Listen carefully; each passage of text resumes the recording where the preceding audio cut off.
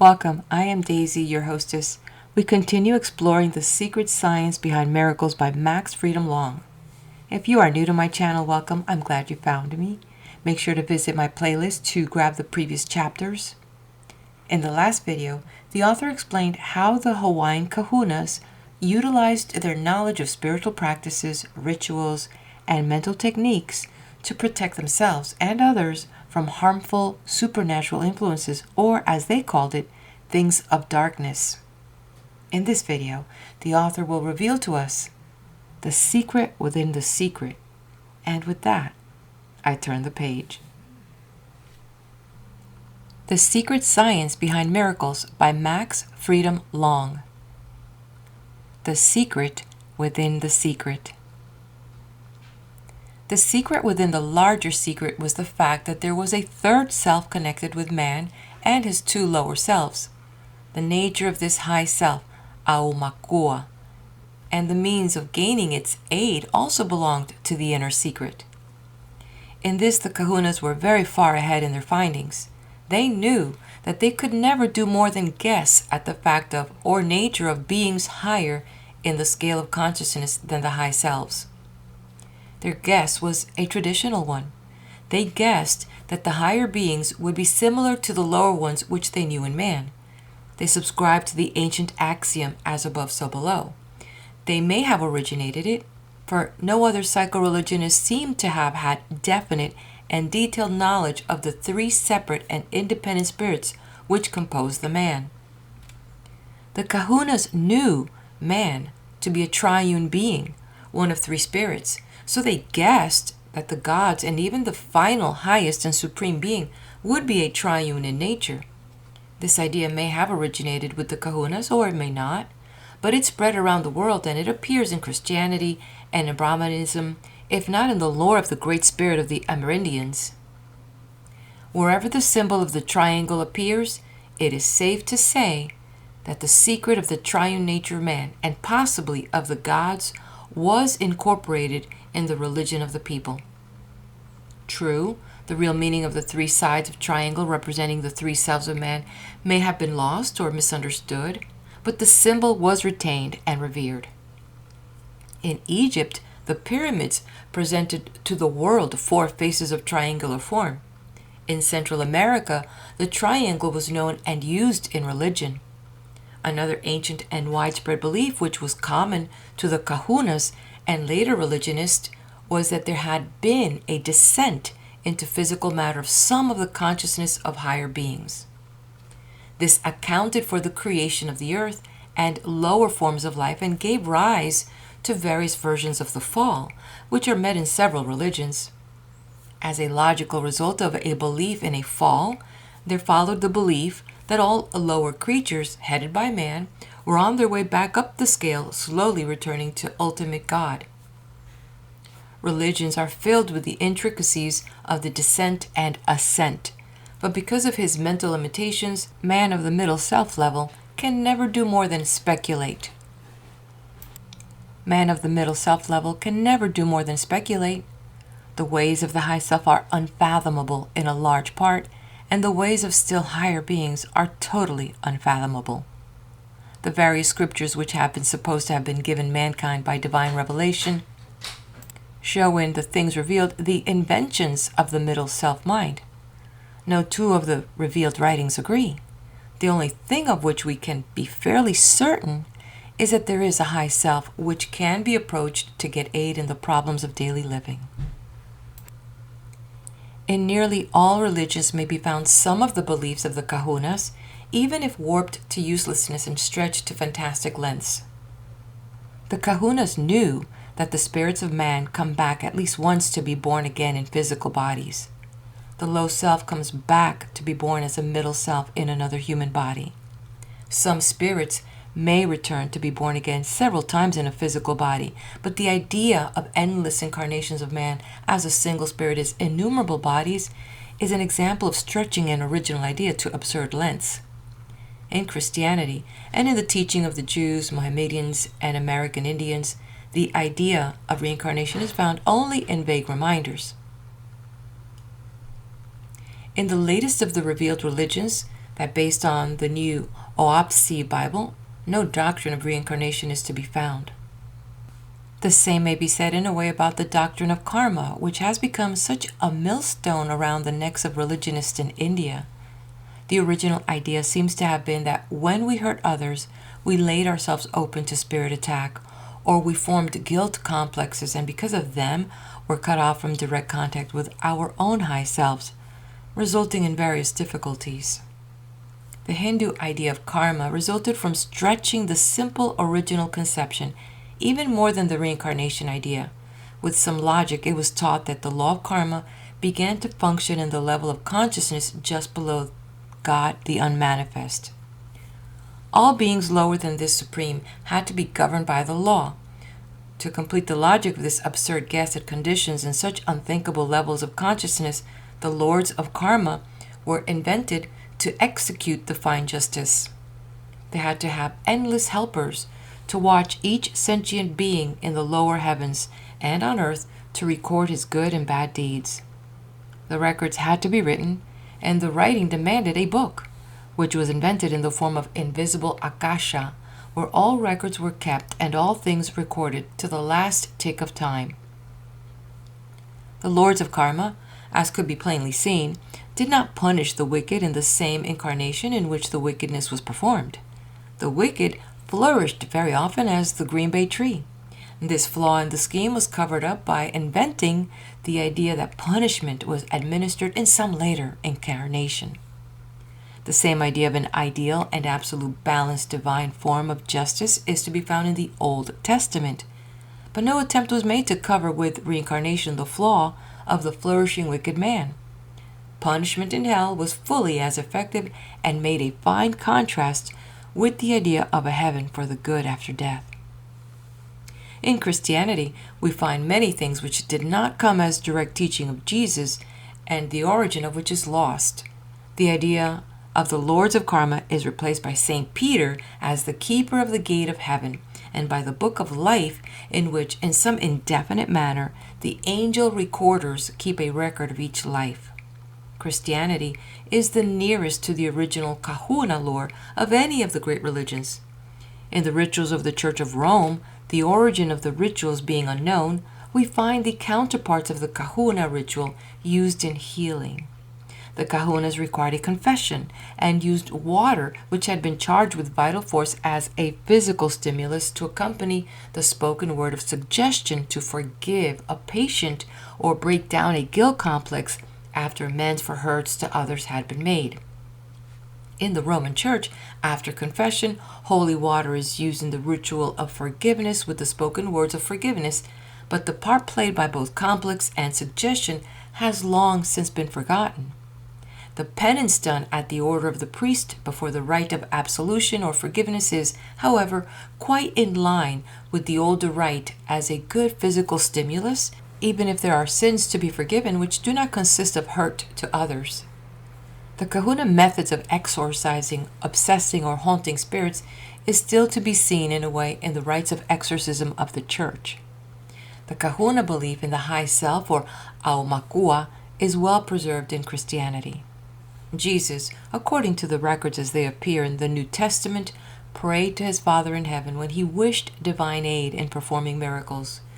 That is what the Kahunas did, only with a method of praying in which there was more ritualistic action because of the various elements involved. In instructing his disciples, Jesus is reported as saying that they should also pray to the Divine Father, but stress the fact that the prayers should be made in his name. This would be logical only if Jesus looked upon himself as a high self.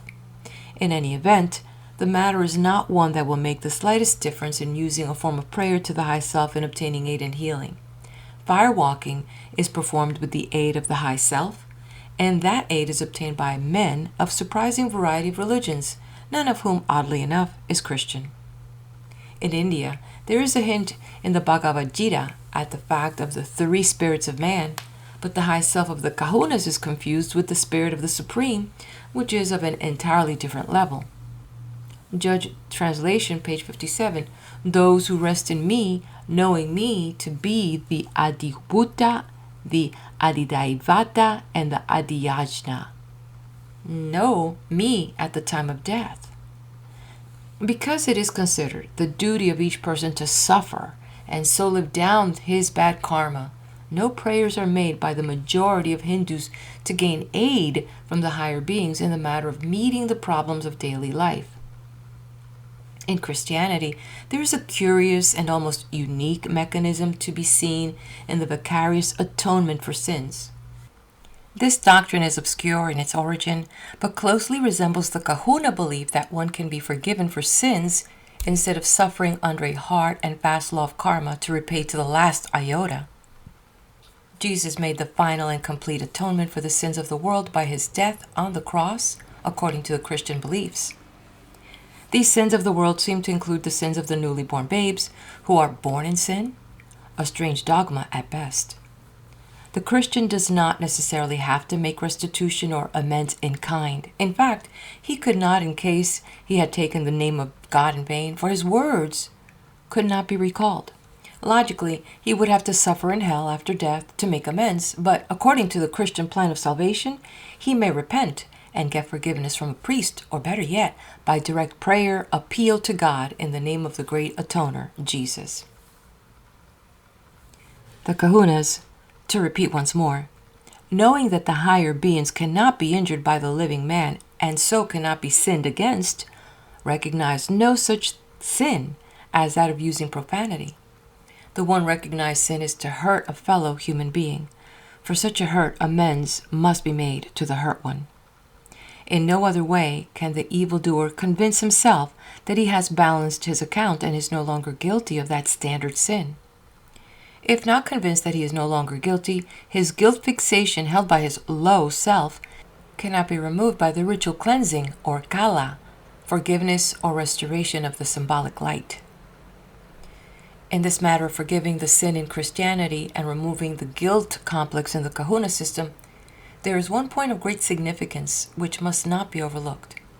It is the fact that the Christian believes that his sins are against God as well as against man, and that he must get forgiveness from God, even if not from those he has injured. In the Kahuna practice, the higher being is not asked for forgiveness. It seems to have been taken for granted that the sinner had to make amends and bring about his own forgiveness by appealing to the one he had injured. This is startling in its logic to the average Christian, to whom it has never occurred that the one and only place to get forgiven is from the individual sinned against. Under the Kahuna system, the rationale is seen of the Jewish and karmic demand for exact and full repayment for sins, with no evasion through repentance or vicarious atonement. However, the Kahuna system is kept down to the size of the sin itself, and is not expanded to include gods whose existence and nature are things at which we can only guess. It will be seen that the Huna system was definite and detailed, logical, and right to the point. It was simple and satisfactory because of a fuller knowledge of the complex and the low self which harbors the complex. Another angle of the atonement for sin is to be seen in the part played by sin in preventing normal contact between the low self and the high self of one guilty of a sin. Since the Kahunas held that one cannot injure the high self in any way, and that the high self has no part in cutting off the line of contact between itself and the low self, it follows that the low self, because of its sense of guilt which it shares with the middle self, feels shame and is like a naughty child which avoids the presence of its parents because of its sense of guilt and shame. It is thought that the low self has no sense of right and wrong of its own, being an animal self still. It gets whatever idea it has in such matters from the middle self, whose reasoning power makes it possible for it to know right from wrong. Because the low self is taught to accept blindly the decision of the middle self as to the right and wrong of any and all actions, it tends to develop fixations of guilt in a rather surprising fashion. Once a decision is reached as to the right or wrong of an action by the middle self, and that decision is given as a thought form to the low self for safekeeping, the fixation process is almost automatic. This is because the low self has been present and has sensed the solid physical action which caused the hurt to the one injured. This is a physical stimulus of a solid, tangible kind, and when it has been observed by the low self, it has the effect of fixing the guilt sense immediately, rendering it a complex of much gravity. To drain off this complex, it is necessary to convince the middle self that amends have been made before there can be hope of getting the low self to let go of its fixed belief. If a Christian or other religionist believes that he can sin against God and perform harmless acts which he believes to be sins, such as the failure to attend Mass or the use of profanity, the fixation is not so important for the reason that it has not been accompanied by such a direct physical stimulus. In such cases, a vague and general method of making amends is found in fasting and other forms of self-denial. As such things are excellent physical stimulus, they work well, indeed, in clearing up the lesser guilt fixations caused by the breaking of dogmatic religious commands. It is for a very good and practical reason that fasting and prayer have continued down the years to be the most used rite of all in seeking forgiveness for sins. The sins of omission are generally the ones treated through fasting and other powerful but indirect physical stimuli by the Kahunas. To be less than kind, to neglect one's duty, or to fail in any way which leaves one feeling ashamed, tends to form a guilt complex. Often such guilt complexes are present without our knowing it. The low self is the conscience. Once it has received from the middle self a training in what is right and wrong, the training is usually received in childhood at the instigation of watchful parents. Spankings do much to fix beliefs in right and wrong in the low self before the age of 6. When one is smitten by his conscience, it is an emotional reaction, not a logical one. Of course, it may be both. If the middle self agrees that it is doing wrong, this vital fact is well illustrated by the peculiar morality of the savage headhunters. They would consider it a great sin to take the head of a friend, but an act of great virtue to take the head of an enemy. Conscience is not a God-given instinctive something.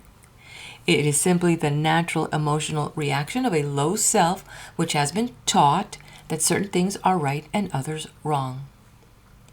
Only the middle self can sin. The animals in the jungle eat each other without sinning.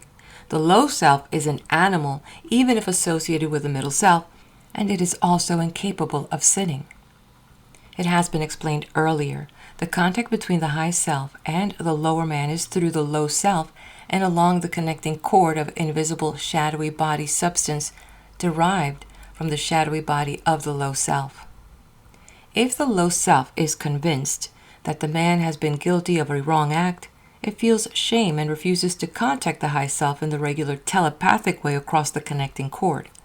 Thus, prayers are not delivered to the high self. Its aid is not requested, and under the law that man must be allowed to be a free agent in most things, no aid or guidance is given.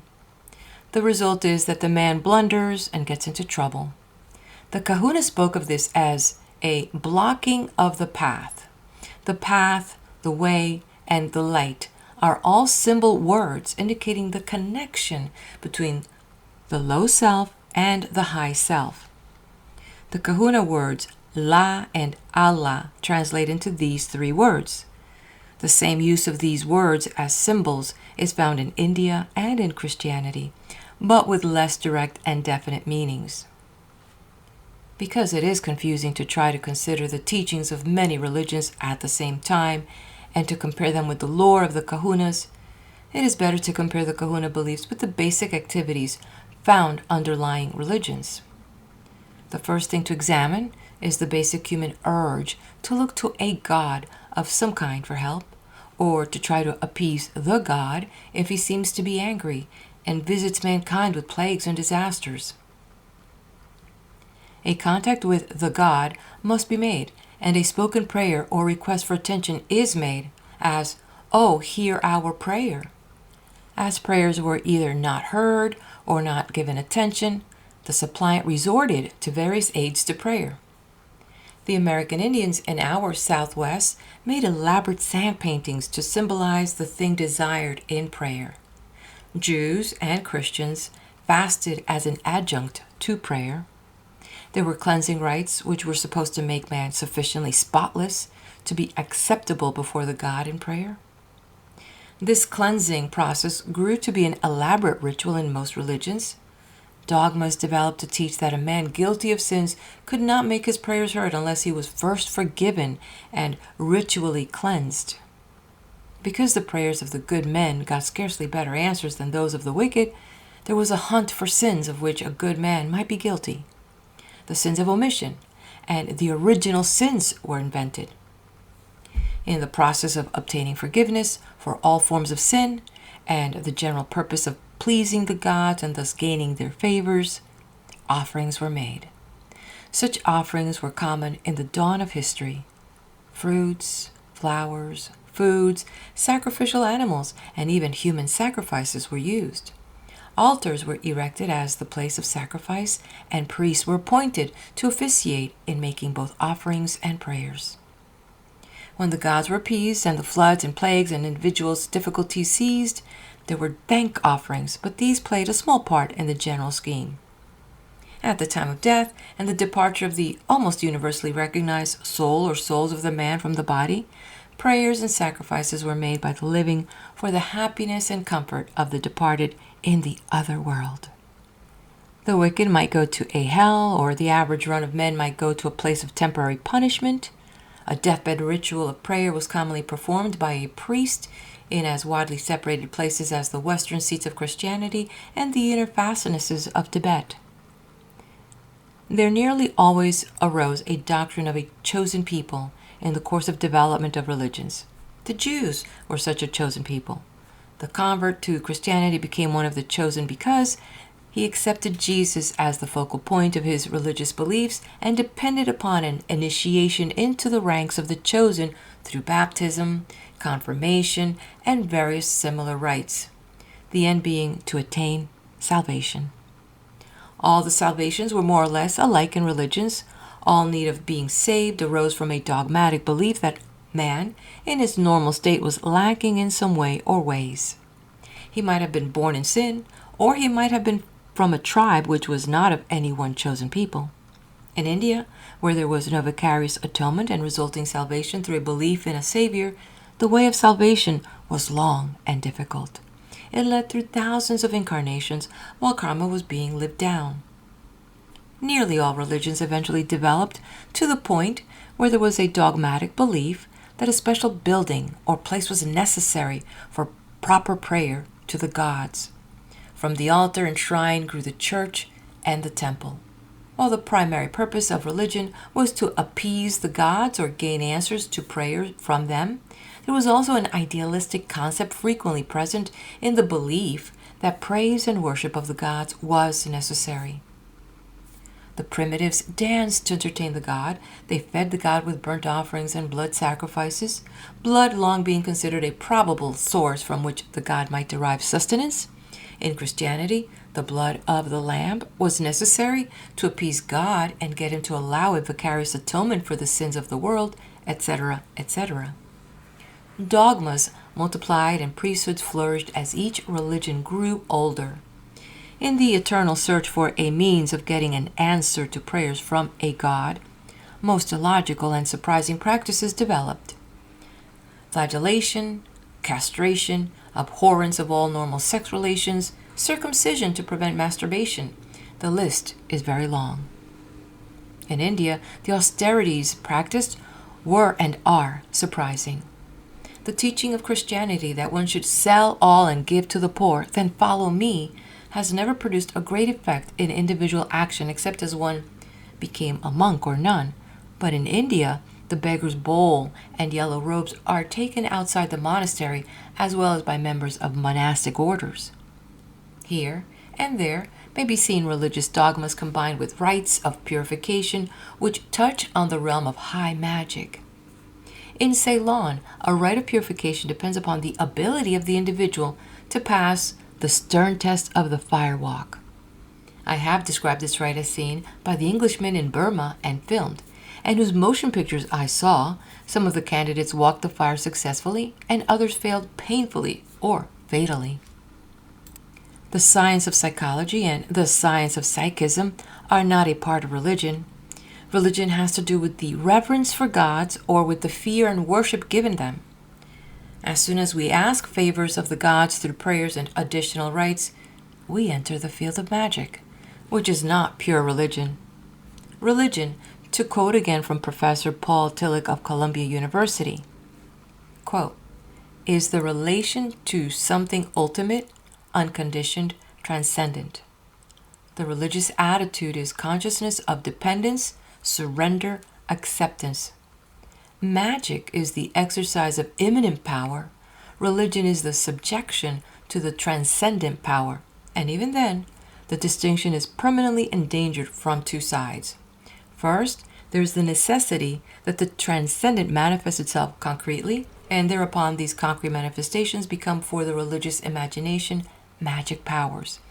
And secondly, that there is the natural desire of man to gain power over the divine, thus making it an object of magical practices. End quote. Huna may be called a science rather than a religion because it has almost nothing of religion, as defined above by a professor of philosophical theology in it. The high self is not a god. It is the third spirit or part of the man. It is no more divine than is the low self or the middle self. It is simply a step advanced in or mental powers and creative abilities. It is older and wiser and is parental in its attitude. It falls under the science of psychology, as certainly as do the low and middle or subconscious and conscious selves. In presenting this report on Huna, I have elected to call Huna a psycho-religious system for the reason that it includes so much that has always been considered a part of religion.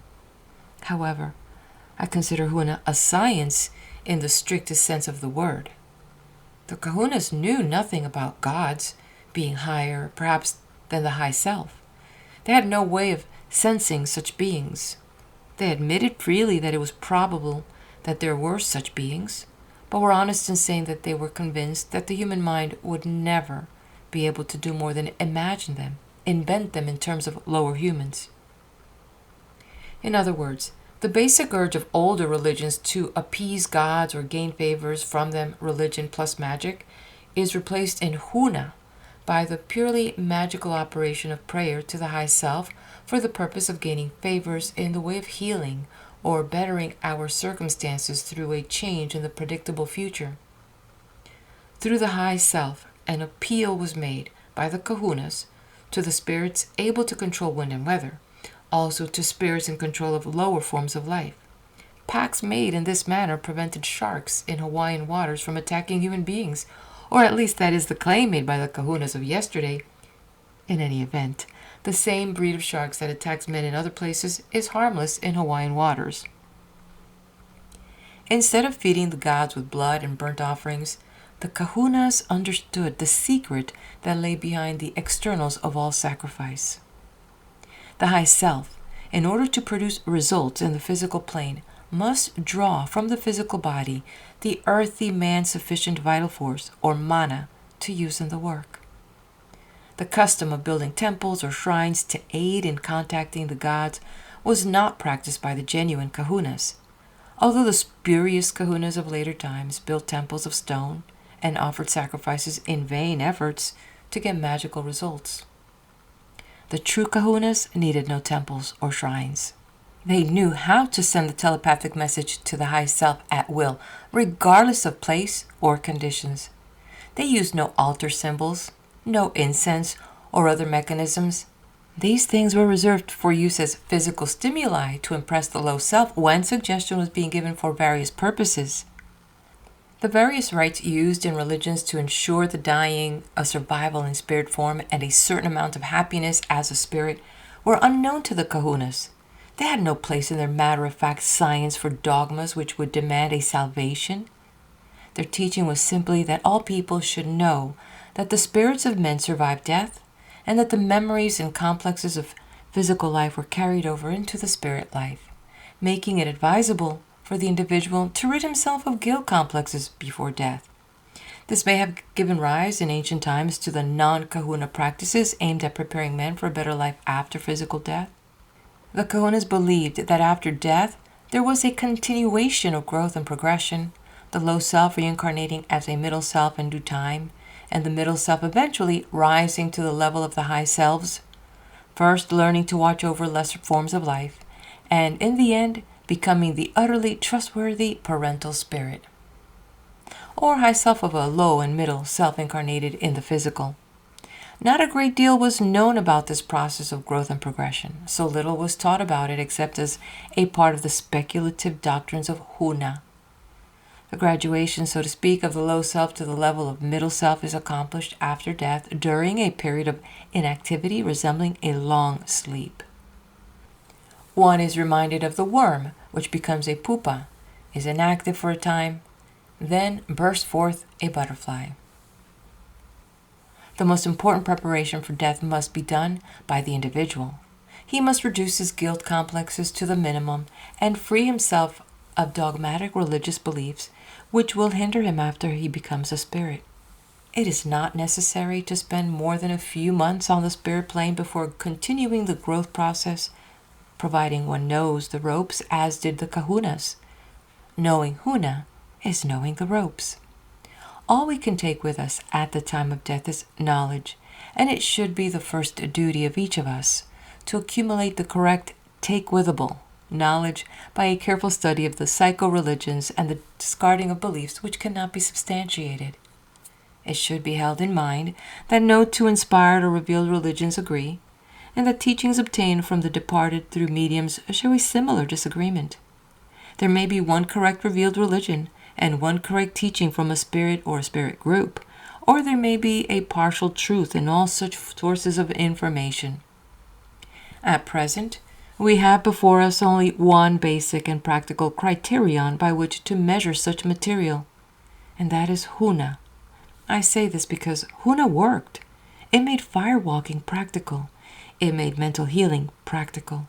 Also, instant healing through the aid of the high self. It made practical the system of gaining the aid of the high self in changing the circumstances and future of the individual. End of chapter. The Secret Science Behind Miracles by Max Freedom Long. The secret which enabled the Kahunas to perform the miracle of instant healing. Instant healing is a miracle in terms of religion and is something before which we stand in awe, not understanding how such healing is performed or by what agency or under what determining conditions. We can only say God did it. Most miracles are supposed to come in answer to prayer. To pray effectively, one is thought to need to be pure, else the prayer will not be answered. However, those we consider purest and most holy usually get no better answers to their prayers than the worldly. This state of affairs has plagued theologians and laymen alike for many years. It was evident that something was missing in the philosophy, but no one could decide just what. Even prayers to the saints to request them to pray to God for us, and the practice of all Christians of addressing their prayers to God in the name of Jesus have resulted in no better scores. The first glimmer of light on the age-old problem came from the discovery of mesmerism. This would seem very odd at first glance, but not so odd on remembering the way religions tend to crystallize into inflexible dogmas and rebuff any slightest effort to change rituals, beliefs, or theories. Mesmerism was a healing agency of sorts, but soon after its discovery, Mesmer's followers were driven by their many failures to look for other measures to augment treatment by the transfer of vital force alone. In Europe and America, they began to experiment. Dr. Freud eventually discovered the secret of the subconscious and of the nature of suggestion, although he was far from understanding, as did the Kahunas on the opposite side of the world, what the low self was a separate and independent spirit, and that suggestion was the planting of thought forms in the low self and the causing of them to be accepted and acted upon. Surprising as it is that Freud came to this close to discovering the ancient psychological lore, it is even more surprising to find that some years earlier, an American watchmaker named Phineas Parkhurst Quimby turned to the use of mesmerism in healing, and discovered the Kahunas' high self and high voltage of vital force. Had the two men lived in the same land and had their studies been combined, they might have reconstructed the basics of miraculous healing. However, they worked apart, and the discoveries of each remained short of the mark. The story of Freud is fairly well known, but that of Quimby is not. The latter's one authentic history is to be found in Horatio W. Dresser's book, The Quimby Manuscripts. Quimby learned mesmerism from a traveling Frenchman around the year 1840 in New England. He gave exhibitions here and there, doing healing on the side. His favorite subject was a young man named Lucius Berkman. Lucius, when under mesmeric influence, would announce that he could see the cause of patient's illness and would then prescribe a remedy, usually medicinal. The results were uncertain at best.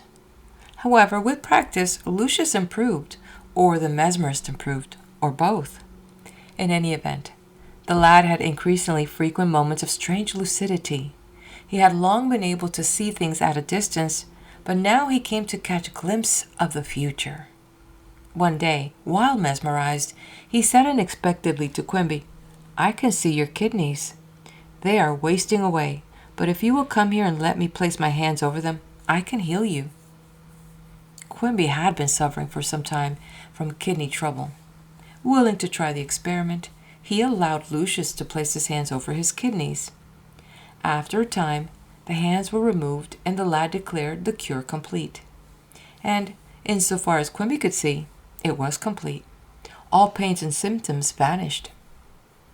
This instant healing of his own painful condition greatly impressed Quimby. He became convinced that Lucius had touched some invisible and unknown source of healing, and he argued that what his subject could touch, he should be able to touch. He set about experimenting, displaying fine persistence and a touch of real genius. From the records of his work, it appears that, with considerable expenditure of time and effort, he eventually learned to make contact with the thing that Lucius had found, and get it to heal, now and again at his request. He was unable to learn what the thing was, but sensed a presence at times of contact. The presence did the healing almost miraculously, and impressed him as being the very embodiment of wisdom.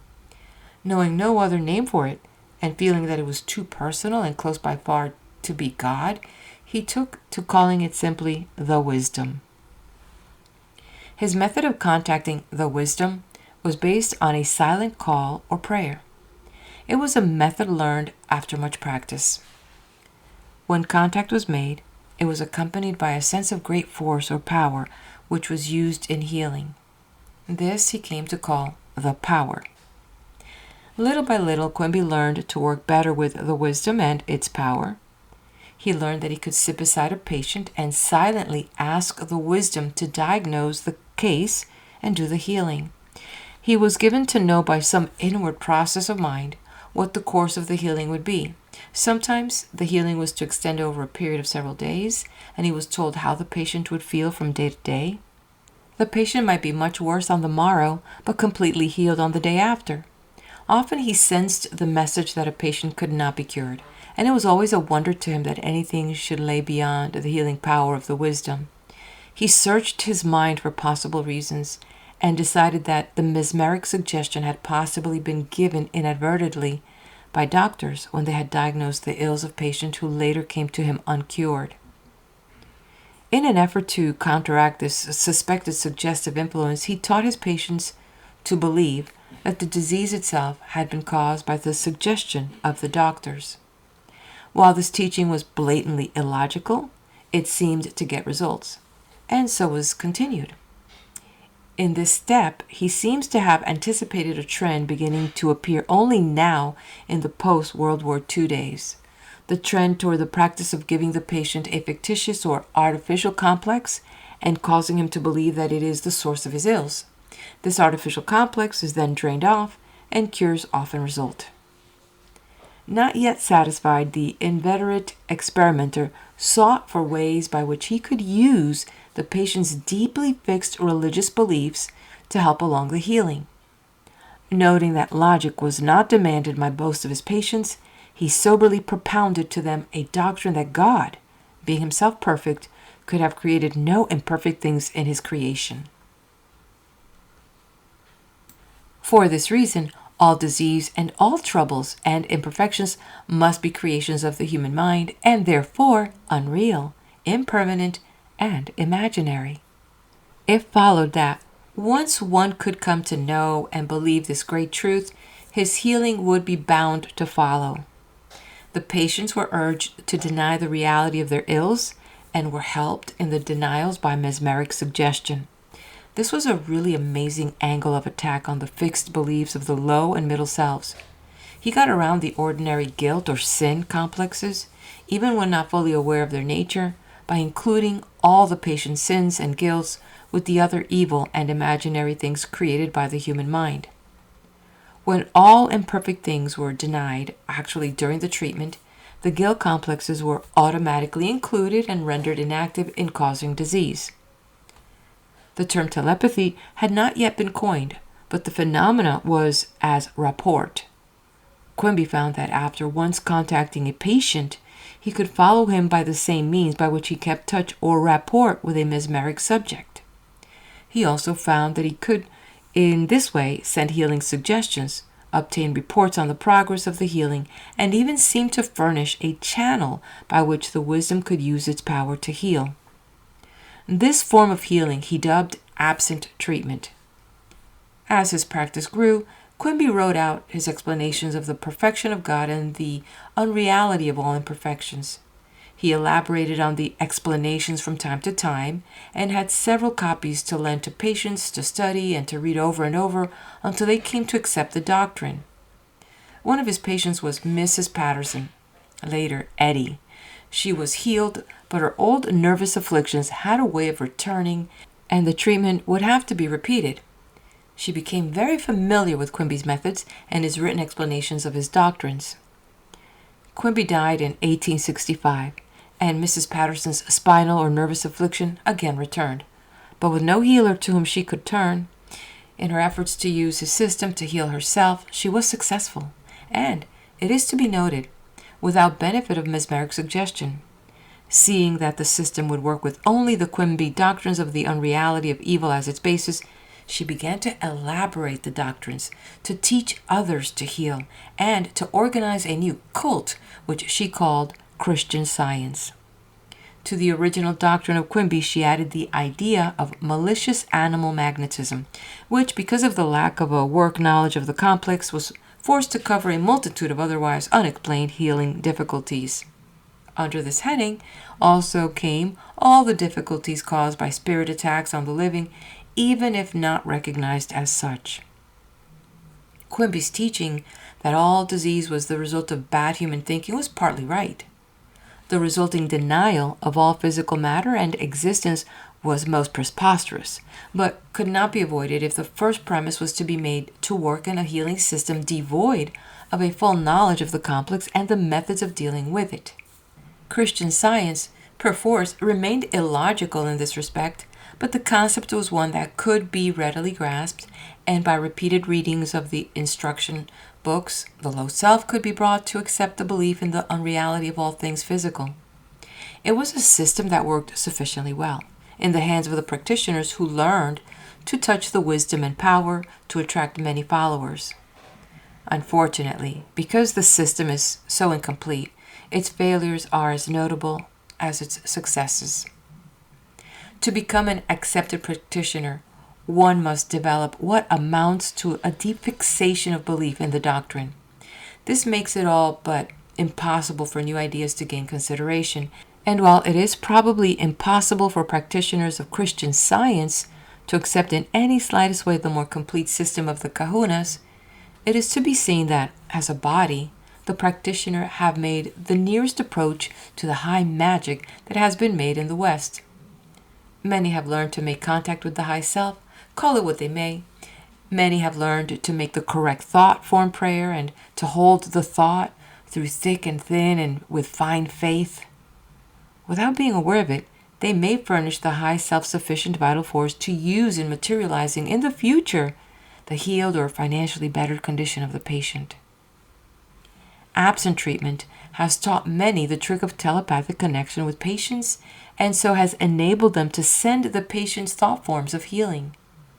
If they could also learn to drain off the guilt and related complexes through the use of rituals and physical stimuli, accompanied with a projected set of thought forms and the proper enforcing charge of vital force as suggestion, their success might be greatly enhanced.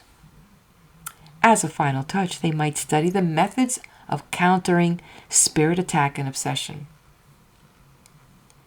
Another cult came into being as a direct result of Quimby's discoveries and teachings. This was New Thought. This loosely organized group had various branches and leaders.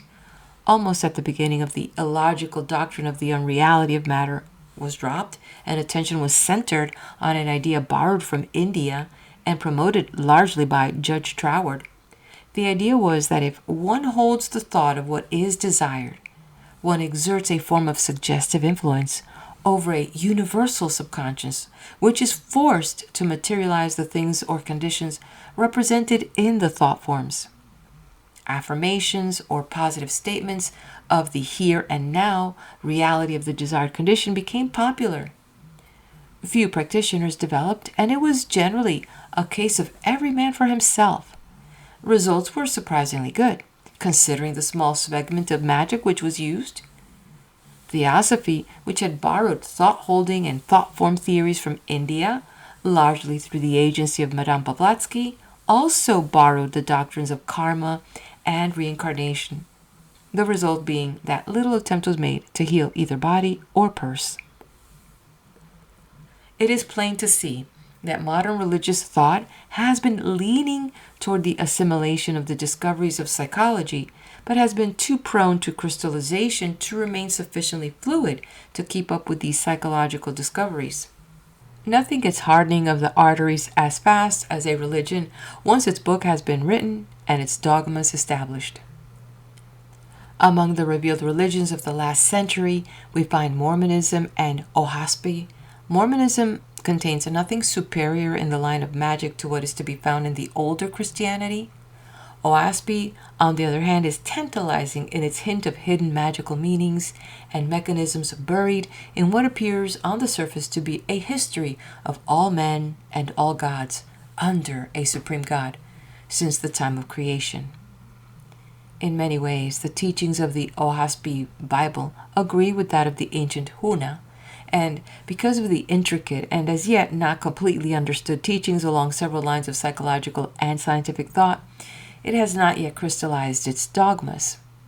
It is possible that members of this group may yet do yeoman service in running experimental checks on Huna beliefs, theories, and practices. If the prophecies contained in the Oahuaspi Bible are fulfilled, it is certain that men will again learn to cooperate with higher beings for healing and other purposes, as well as to receive guidance in many things of personal, national, and world importance. Huna lore throws a great light on the moot subject of faith. Christians and other religionists have speculated endlessly on the exact nature of faith. It was taught that faith was necessary if prayer was to be answered. Even a small amount of faith would be enough. On the surface of the matter, faith is complete belief. However, we now learn from the Kahunas that belief on the part of the middle self is not enough. That alone is not faith. Only when the low self also believes is there genuine and workable faith. This is simply a different way of saying that if the low self has a fixation or even slightly complex, stubbornly held belief which is contrary to the one held at the moment by the middle self, the low self will refuse to obey orders.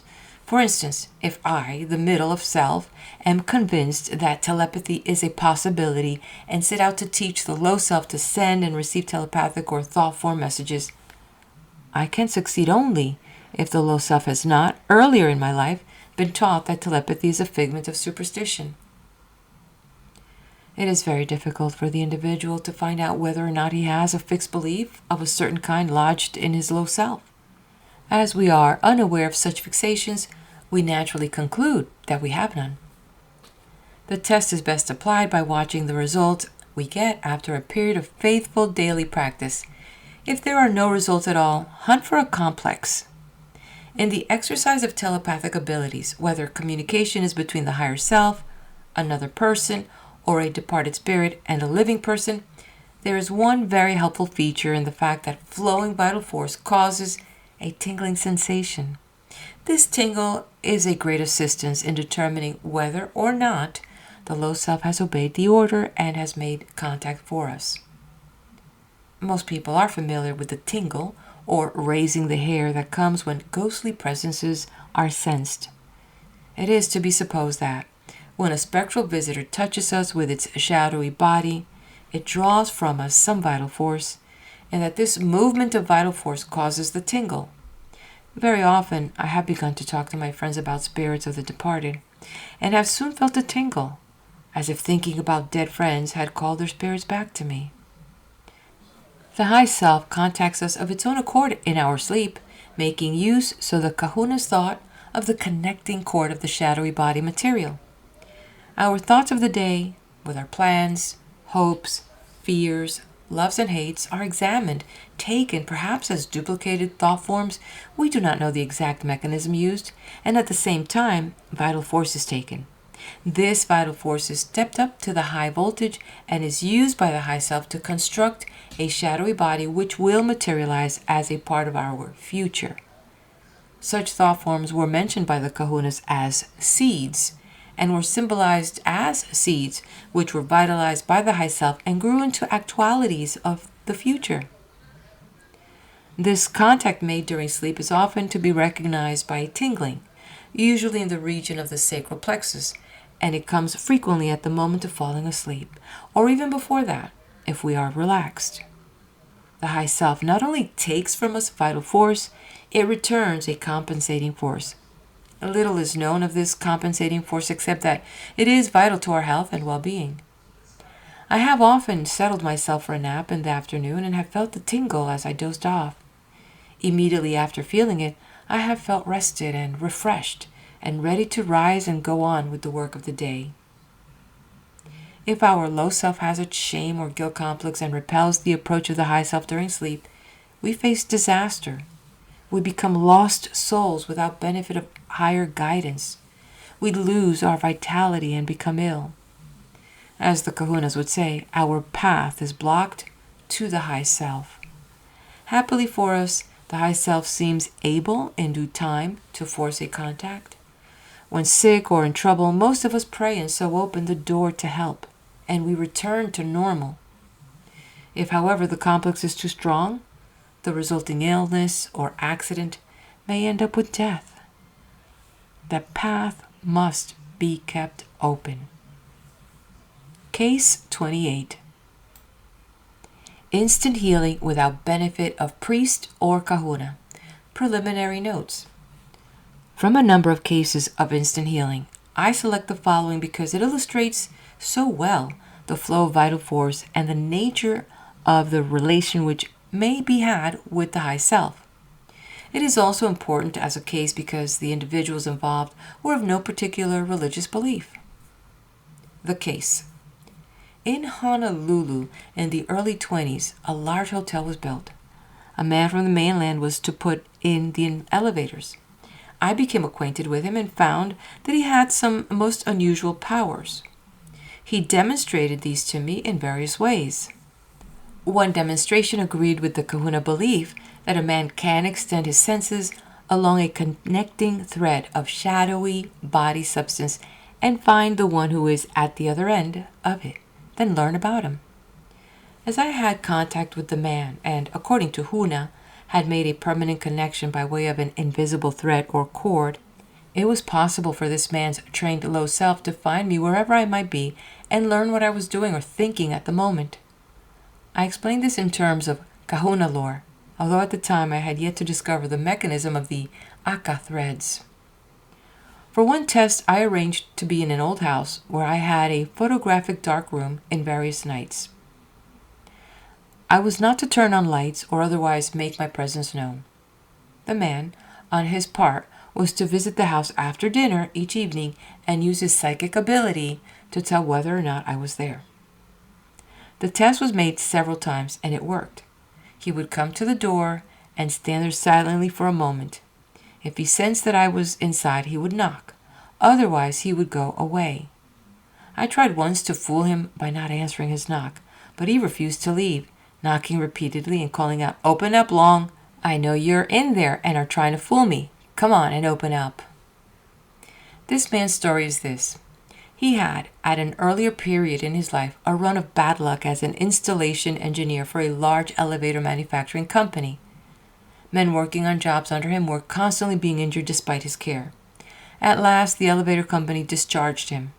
At that time, he had an invalid daughter over 20 who had been bedfast for months. His wife had died a few years earlier and his daughter had kept the house. When he lost his job, the times were so hard that he could not find other employment. To make matters worse, he lost his health, one ailment after another sending him to the doctor until he was compelled to remain in bed most of his time. In desperation, he tried Christian Science, faithfully reading the works of the founder and trying in all ways to follow the orders given him.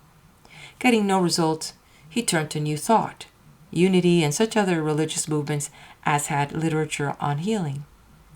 At last, running out of funds, becoming almost completely bedfast and quite desperate, he concluded that all religious teachings were imperfect, but that there must be a higher intelligence to which man could appeal, if he could only make his appeal heard. With this in mind, he spent his time and strength day after day in an endeavor to reach out and find the high intelligence. One day he suddenly sensed the fact that he had at last contacted something. He felt an electric tingling which was sharp and short, unlike anything he had ever before experienced. Immediately he cried out for help, imploring the something which he sensed as with him to restore his health. He cried out that he must have help at all costs, and that he was leaving his bed to demonstrate his faith by the effort. Little by little he managed to rise from the side of the bed to his feet, praying continuously. He took one uncertain step, then another. To his joy, he found that he was growing miraculously stronger. His prayers turned to praise, and in a matter of minutes he seemed to be completely cured and his full strength restored. Triumphant and thrilled at his discovery, he went to his daughter's room and told her what had happened. He urged her to try to contact the new something. He tried to contact it again, himself, but seemed unable to do so. Several days passed.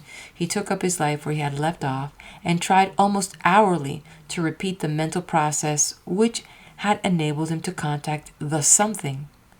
Soon, and again with great suddenness, and with the same electric tingling, the contact was made.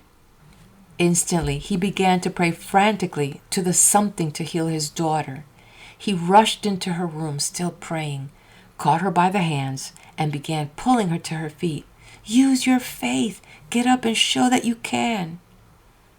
The daughter responded, praying fervently and exerting herself to the utmost to leave her bed. As in his case, the needed strength was supplied. She rose, took a step, then another. The miracle of instant healing came to her as it had come to him. Voicing her thanks, she dressed and entered a new life of health. A few days later, he again made the electric contact. He had been waiting for it and had his prayer learned by heart. Instantly, he voiced it. He asked to have his former job back with the elevator construction company. Confident that his prayer would be answered, he went directly to the company office and to the man who had discharged him months before. Making no explanation of any kind, he said quietly, "I am ready for work again. Where do you need me?" The man behind the desk looked at him intently for a moment, then took from his desk a bundle of papers, which he held out to him, naming the city in which the installation job was to be done. That was the beginning of an unbelievable career. He learned by practice to contact the something almost at will, and never allowed a morning or evening to pass without the contact. He learned to ask to be shown any danger which lay ahead on the job, and would be warned by a strong sense of danger if there was an emergency coming up. Once having received such a warning, he would make his contact on the job and ask for guidance. Nothing came in words, but he felt urges to act in certain ways. He would find the sense of danger growing until it became almost continuous, and as he went to different parts of his jobs, the danger sense intensified around some particular place. He would station himself there, calling his trusted foreman or others to stand with him, and all would watch to prevent trouble. Accident after accident was thus caught in the nick of time and prevented. I asked the man to let me have all the details should such a danger arise and be met while he was on the Honolulu installation job. He promised, and in less than a week dropped in to see me and say that he had received a preliminary warning. The next morning, as he related afterwards, the danger sensed had increased. He traced the danger spot to the top of a work elevator shaft on the roof of the new hotel. There, with his foreman and another workman who was long familiar with the warnings, he waited. Meanwhile, all workmen on the job had been warned to be extra careful. Contact was made afresh, and the danger came so close that he could almost smell it. A Filipino workman approached the head of the elevator shaft with a wheelbarrow on which had been loaded a coil of very stiff and heavy steel cable. The elevator platform was in place, and the man lifted the gate. He returned to push his load onto the platform. At the instant when his barrow wheel touched the elevator platform, someone below, without ringing the warning bell, pulled the control rope and the elevator began to drop. The barrow tipped, throwing the cable coil against a part of the shaft frame and breaking the binding wire so that the cable uncoiled, lashing out like a great snake and striking the workman from behind. He would have pitched head foremost into the elevator shaft, barrow and all, but the three watchers had already exploded into action, gripping him and his load and dragging them back to safety. I checked on this account and had the same story from all those involved. This man had, for a period of several years, been drawing from the company each year a very considerable premium because no men were injured on any job which he supervised. He was given the most difficult and dangerous assignments, and he never failed. His health and that of his daughter had remained excellent. Comment. In this case, we have an example of instant healing of physical ills, also of financial troubles, healing of body and purse. The part played by the vital force is plain to see, as is the necessity of taking time to train the low self in the working of contacting the high self. Even more important, if such a thing can be, is the fact proved by this case that daily contact and hourly guidance may be had from the high self if asked for. The Kahuna theory is that we are allowed free will, and that the high self will not interfere with our doings, no matter how we muddle our lives, except for predetermining certain vital events of life, unless we ask it to come to our aid. Asking is opening the door. The Kahuna belief is that the high self yearns over us as a parent over a wayward child, and longs to help and guide us, but is bound to keep hands off our affairs until we make the astounding discovery that there is a high self and that there is a way to gain its help in living. We cannot know what law restrains the high self from guiding our every act, but we can judge by what happens, invariably arriving at the conclusion that there must be some such law or restraint on the level of the high self. The story of this man who found what he called something, and who felt at contact an electric thrill which he called getting the tingling, would not be complete if I failed to tell of an incident which showed plainly the part of a complex plays in blocking the path of contact between the low self of a man and the high self. The elevator engineer became interested in photography while in Honolulu and bought a fine camera, getting instruction in its use from me and from an Australian tile layer who worked on the building under construction. The Australian had a collection of very fine nude studies. He showed them to the elevator man and offered to give him one. The offer was accepted and a modest enough picture selected. This picture, which was a fine example of photography, lighting, posing, and tone, was placed on the dresser in the hotel room where the elevator man lived. He placed it there in the evening, and the next morning was puzzled to find that his usual contact with the something could not be made. All day long, he worried over the puzzling failure, going off alone in the new structure to try repeatedly to make contact, but without success. That evening, upon his return to his room after a hasty dinner, his eyes chanced to fall upon the picture. He approached it questioningly, taking it up for careful examination. It was not a thing he considered wicked. It was photographic art. The picture was a thing of beauty. However, a deep suspicion grew in his mind that the picture had something to do with his puzzling failure. Taking immediate action, he returned the picture to the Australian with the explanation of what the trouble seemed to be. An hour later, he was successful in making contact. He asked to be told if the picture was sinful. He got no impression of any slightest kind in reply. In telling me of the strange affair, he pointed out that he never knew what the something might or might not consider a sin. He could chew tobacco, and he used profanity most freely. He considered himself as wicked as most decent men, but experience had taught him that certain little things might most unexpectedly and inexplicably prevent his making the contact. It is evident that in this case, there was an old complex, probably from early training in sex ethics or modesty, which remained in his low self. The nude study would have been welcomed in any art exhibit, but it served to touch off the complex even when it had not occurred to the middle self of the man that there was anything in the picture to criticize. The low self reacted to the complex and felt that the man was guilty and should be ashamed. Figuratively speaking, it hid its face like the small boy and refused to venture into the presence of its parents lest it be scolded. With the picture out of the way, the path of contact was again open. Note that the picture was a physical thing. It was impressive. It could be seen and touched. It was a physical stimulus, and it roused the old complex as 100 imaginings of similar pictures could not have done. The return of the picture of the Australian was a physical stimulus sufficient to put the complex back on the mental shelf, out of the way again. Over and over, the point must be stressed that if one cannot get rid of such complexes as these, he must bow to them. The elevator man had to give up his pretty picture. The girl who danced and drank and had the open sore on her ankle could not get rid of the early complex belief that dancing and cocktails were a sin. She would have been wise, had she understood, to have given up dancing and drinking, for her complex was such that it was dangerously easy to reestablish before the drastic operation became necessary. End of chapter.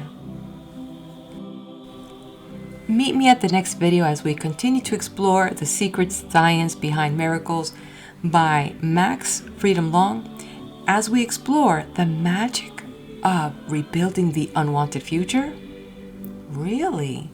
All right. Please do hit the like button. Let me know you are here. Leave a comment. Subscribe to the channel. Share this with your friends if you know that they like this type of content. And I'll meet you over there. I'll be waiting.